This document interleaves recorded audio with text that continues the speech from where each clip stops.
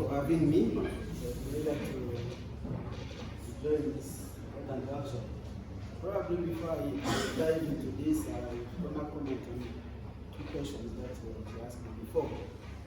Yes, the implanting amputated hands or limbs is possible, but the mechanism of injury matters. So if you have a cut wound, a cut kind of wounds, maybe a machine amputate the forearm, that will be much easier to reattach, as you say, to reimplant. But if you have a crash injury, it will be very difficult, almost impossible. So if you cannot reimplant in an acute setup, that will ask 10, 12, 14 hours of surgery, maybe you can, that is where technology is now, can even transplant those. So that's, I like to say that for you guys so that you don't limit yourself to what you see. You have to be bigger than that. So then another concern, amputation is not always a bad thing. And people think salving the limb is always better than amputating it. And then you fight and you spend a lot of energy, a lot of resources salvaging a limb, which will be useless and probably very dangerous or maybe making the life of the patient miserable. So that's also where maturity comes in. So sometimes it is better to amputate. So now let me go into what I was requested to talk about. And I'm happy to, when I come after an orthopedic surgeon, we saying that you better look at the soft tissue before. And soft tissue are important like bones in this kind of injuries.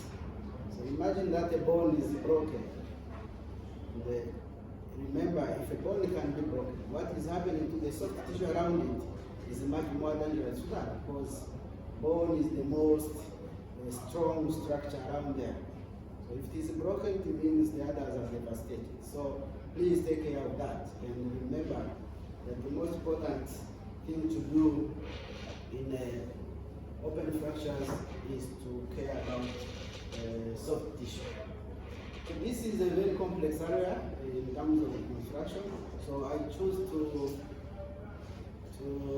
focus on lower limb because this is where we have issues in terms of reconstruction.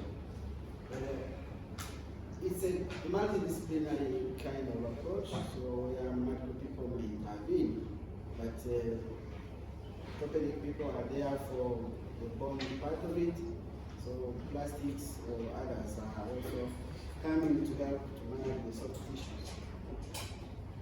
So it's as you understand, it's a lot is involved. So you have bone, muscles, vessels, nerves, and most importantly skin. You tend to forget that skin is a very important structure. So all this can be devastated in one single open fracture. So as I was saying in the introduction, when you are managing open fractures, the focus should shift to soft tissue, not to just bone. So it has evolved from what we were discussing, applications and limb salvaging, but there is no clear cut, as Lambert was putting it nicely. But all that happened, and all this we call it reconstruction, even amputation. So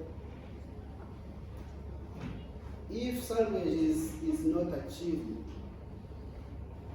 then you can amputate. But when you amputate, you also put some knowledge inside, try to think function. So if you amputate, leave enough stamp so that the patient may have prosthesis. Actually, as we speak now, there are better prosthesis than what they used to be in the past. People are running marathons with prosthesis, and then life is actually much better. There are even people who prefer prosthesis to their limbs. So have that in the mind, think that, okay, amputation is not the end of the road. It is probably the beginning of it. So I will not go into the details about how you assess patients because my colleagues discussed this before. I'm going to focus to key important considerations that I find that people should consider. So we say that when you are assessing a traumatic limb like this one, three things should come out. So you have to think about where I am, the zone of the soft tissue injury. So the type of the fracture I have, but for you guys, because you are orthopedic, which stabilization I'm going to use. I'm going to come on that after, because sometimes you cut the options by your framing, by your pins, by your whatever. You cut the reconstructive options that are going to be coming after. So think about that. So which frame I'm going to use, which stabilization am I going to go internal, am I going to be external, so that you keep the options open. Now think about the vessels. So are my vessels open? And distal limb, is it perfused and perfused well? So all these are key considerations that you have to think about when you're assessing this kind of patient, because they will help you to make few of the decisions that I'm going to talk about. So in these decisions that you are going to make, you are reconstructive wise, you are going to ask yourself, if are we reconstructing now or we are delaying it? So timing. So it should be either immediate reconstruction or delay. So we will see which to do what when. No. If now reconstruction is decided, you have to think which tissues are not going to use and which kind of flap is needed for this defect. So do we need a muscle? Do we need fascia? Do we need skin? Do we need bone? Or you need a combination of all this? So further to that, you think flap-wise, is this going to be using nearby tissues, or I need some tissues that I'm going to borrow somewhere else? So this also is going to be very key. In terms of repair, especially of vessels that my colleague was describing before, which approach I'm going to use in repair? Am I going to be able to do an end-to-end kind of anastomosis? Maybe for a cut wound, if that's possible. But for a crush injury, probably you need grafting, you need other combinations. But most importantly, and that's what I was really emphasizing on this, what is the intention of the treatment? So either you are in a salvage mode or you are in an amputation mode. And that's where now the decision making is going to be very inclusive, including patient, because by doing that, if you decide to salvage the limb, it shouldn't be a mature decision that you see till the end.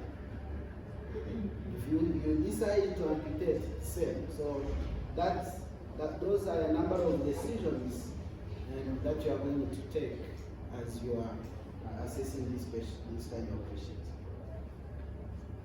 So I don't have this slide for amputations, but I wanted to come about it. So deciding about amputation, and that's what Lambert was saying, there is no clear cut. So it's a really one-to-one decision. So you customize and integrate a lot of things, including the patient needs, including the setup, including your technical ability and proficiency. So all that. So, but currently, for us, we consider three scenarios where amputation is obvious and is indicated. So avascular limbs that the ischemic time is around 6 hours, that limb is not salvageable. better undertake. So now for segmental muscle loss affecting two compartments, even if you can serve that thing, you won't serve much. So, and then this one was said the segmental loss bigger than 1/3 of the tibia. So that's also the non-salvageable. So you see, it is now becoming probably pushing and disrupting the beliefs and what you used to know, that you will not amputate when the limb is not viable. So some viable limbs are also amenable to amputation. So however, the seed things there, the nerves, the nerves for us is no longer an indication for amputating the limb, because there is a major nerve injury, because nerves can be impaired if not different tendon transfer can be made to improve on the function. So this is what I wanted to share for amputation discussions. So now for the reconstruction, so the general consensus is saying that you have really to be aggressive. When we say aggressive, it is not to remove everything. It means maybe the better term is the serious at the debridement that my colleague was discussing before. Make sure that you don't do it once. Debridement is a big operation. I'm repeating that. Debridement is a big operation. It is not for only juniors. Because I see that is the tendency. People think cost is a debridement. You tell a one resident to be the one in charge of debridement. So actually the most senior person should be doing it. So don't take debridement very light. Cost is it's like the basement of your building. It will dictate what is going to follow. So debride. Make sure that you have a very nice bed and a very nice room, and then you cover the soft tissues. So now we have this as any debridement, any soft tissue cover is better than clay. So the consensus now is to tend to do it early. It means 72 before the first week. That's what I said. So in the first week of injury, make sure that all this is done. You have debrided multiple times, then you have covered the soft tissues. Because otherwise it will be very, very challenging. So the key determinants on the timing of the reconstruction will be what stability you want and how we are going to provide it, and then the complexity of the injury. So sometimes you may delay the things, but it's always better to do it in the first week. So like when you do it early, so you promote healing, not only soft tissue but also bone. You restore function better. You optimize cosmetics appearance after, and then you also enhance the conducting of the secondary procedures. Because as I was saying before, you don't do it once, so don't be in a hurry, don't rush, take your time, go staged. So we say when you reconstruct, replace like by like.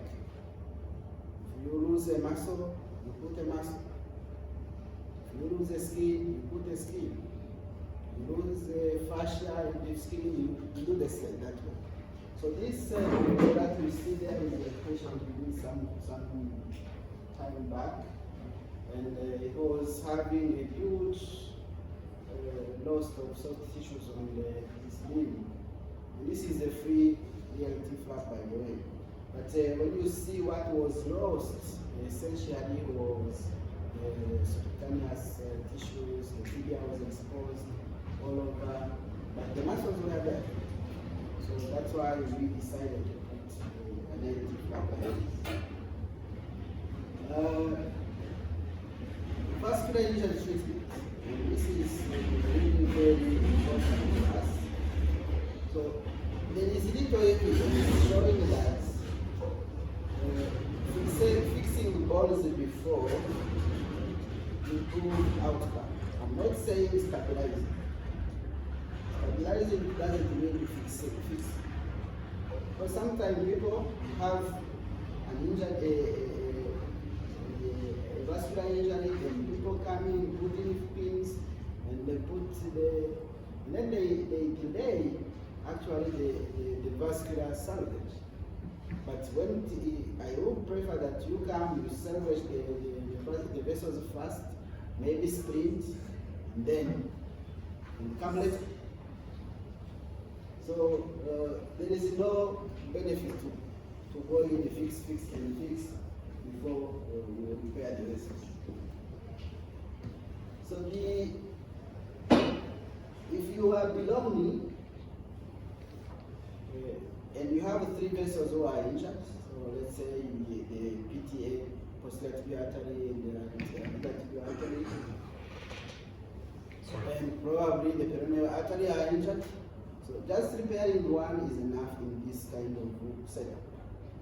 So you don't need to go in and repair every single artery. So just repair one, and in repairing the one, choose the one who is less damaged. And choose the less who is injured in a much more accessible place. So just one. So flaps to use.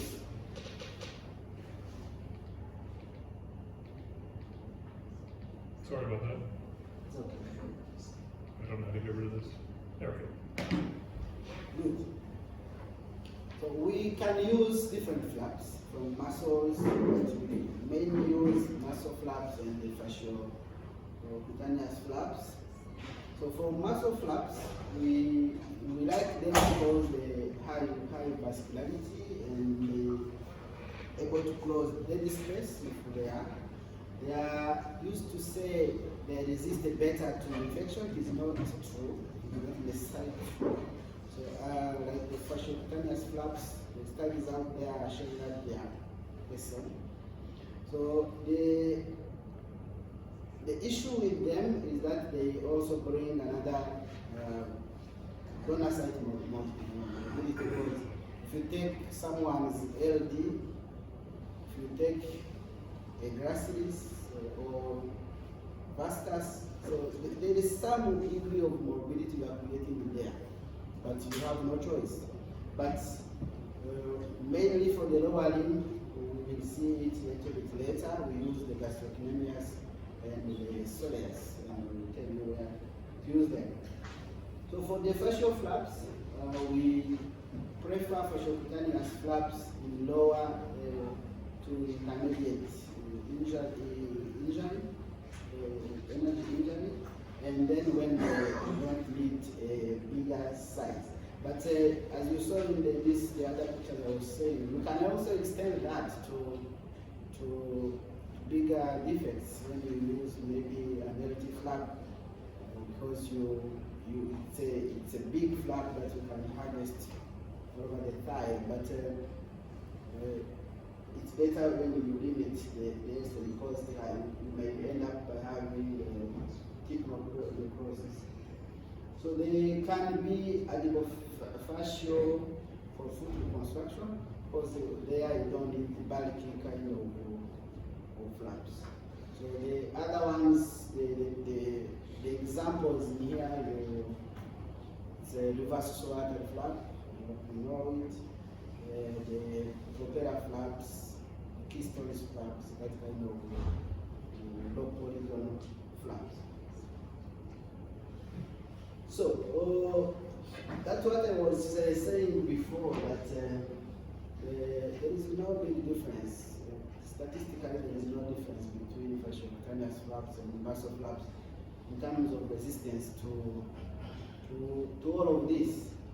So the difference, there is no difference in the flap thrombosis or flap loss. There is no difference in the flap salvage if you want to go back, because sometimes the flap may suffer or may die. But when you take it back to the theater to try to salvage it, it doesn't matter which one you put. If it was a muscle or fasciocutaneous, the salvaging rate are the same. So the infection is the same as well. So flap bulk is also an issue. By the way, muscle flaps may give a very good outlook months, years later, because they shrink. But fasciocutaneous, they don't.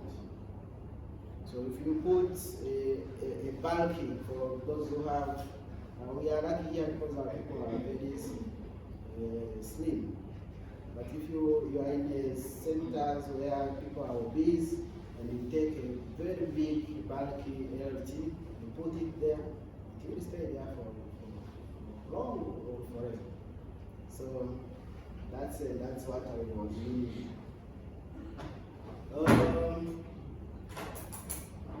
The volume of the defect.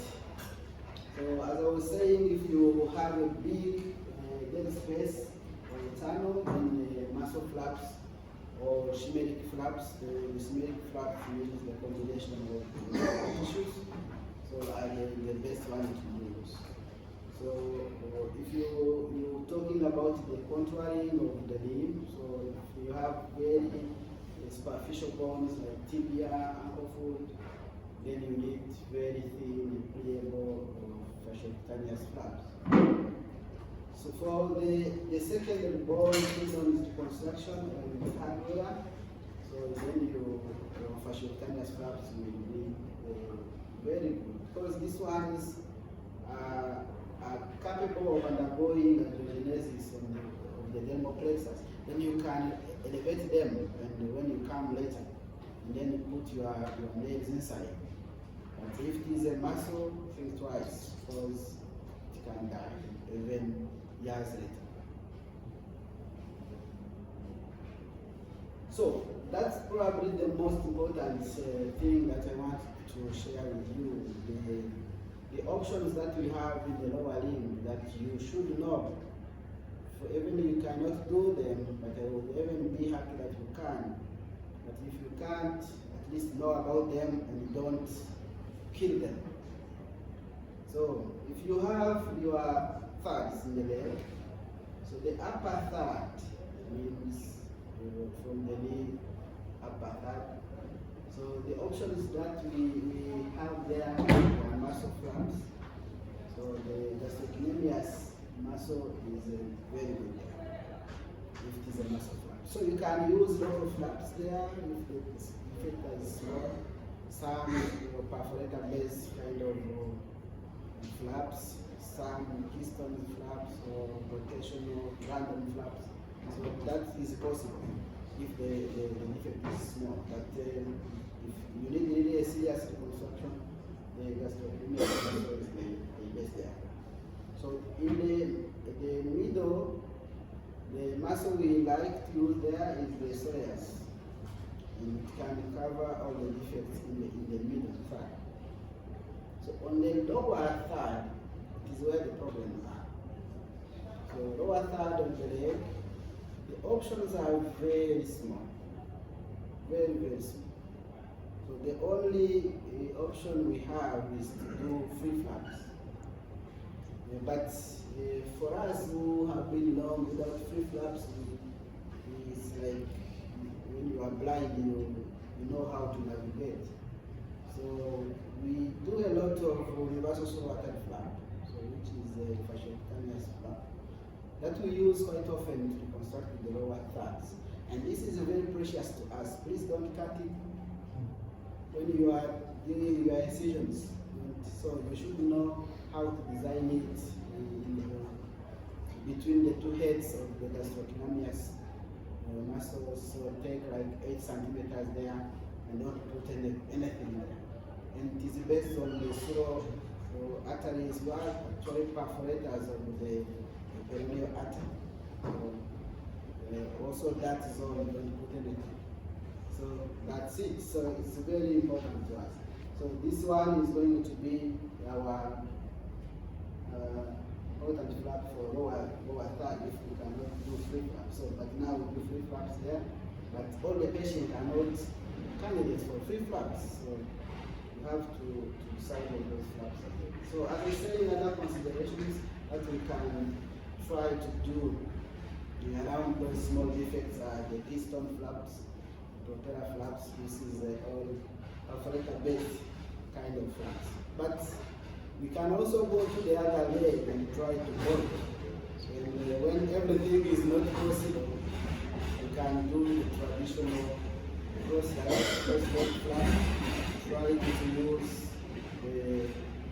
the normal leg to support the resist one. So this is quite also helpful. So microsurgery is now the gold standard, especially for the distal leg. It has permitted to reconstruct those defects that before it was not possible.